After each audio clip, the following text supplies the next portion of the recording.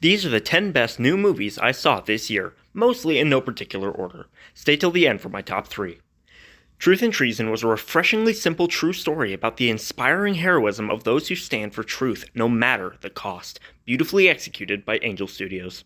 Sinners wasn't my kind of movie, but it is an incredibly bold and artistic blend of genres with an utterly unique visual style and brilliantly handled themes. Weapons, while misadvertised as an absolutely terrifying horror and suffering from some serious plot holes, is a cleverly told mystery with an eerie atmosphere that manages to blend absurdism with its horror in a way that works way better than it feels it should. Frankenstein brings all of Guillermo del Toro's stunning visuals and distinct knack for creature work to the quintessential horror classic, and is just as impressive as one could hope, though I was admittedly a bit disappointed with its indulgence in the director's ideas at the expense of what made the original story work so well. Caught Stealing was a simple action comedy and great throwback to films from the 90s and 2000s, while having a surprising amount of real emotional weight, showcasing what Austin Butler can do outside of celebrity impersonations and cartoonish villains.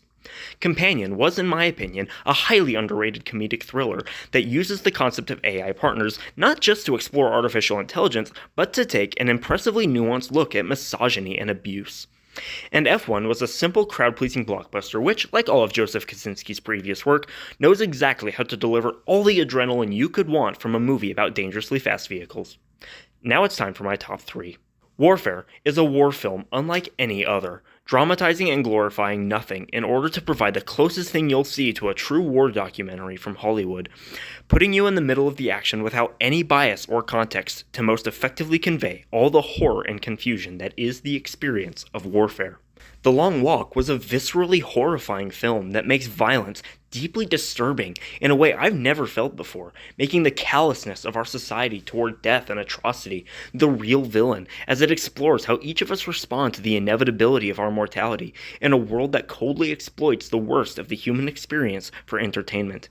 And finally, Wake Up Dead Man was not just a clever and often funny whodunit, but a profound exploration of faith and religion, showcasing both how it can be weaponized by charismatic leaders and what it looks like when practiced sincerely. It allows for a conversation between faith and atheism in which neither side comes out clearly on top, but in which there is much to learn from every perspective in the film.